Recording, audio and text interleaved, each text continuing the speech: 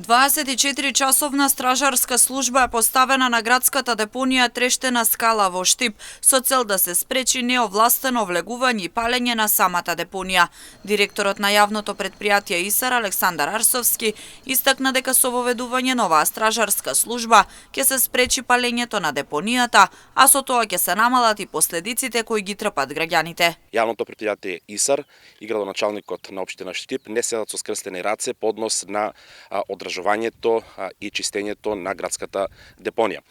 Имено во претходниот период јавното претпријатие презеде мерки согласно своите законски можности и воведе 24-часовна стражарска служба на влезот на градската депонија, но и покрај тоа нашите вработени секојдневно се соочуваат со закани по својот живот од луѓе кои неовластено влегуваат заради свој претпоставувам финансиска корист, влегуваат во градската депонија и прават штета на истата.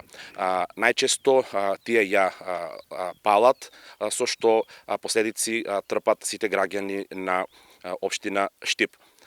Пријавивме до надлежните институции и очекуваме во најкраток можен период истите да бидат процесуирани и према нив бидат преземени сите законски мерки. Дополнително од денеска во функција се стави новото специјализирано возило кое го набави јавното претпријатие ИСАР со цел чистење и одржување на самата депонија. Статистиките покажуваат дека најмалку 20 новонастанати пожари се појавуваат секоја година на депонијата, а проблем е што претходните не се гаселе целосно. Јавното претпријатие набави специјализирано возило булдозер гасеничар кое што во целост ќе стои на располагање за уредување и тековно одржување на градската депонија. Со тоа сметаме дека сите овие мерки и активности кои што претходно ги преземавме ќе вродат со плод.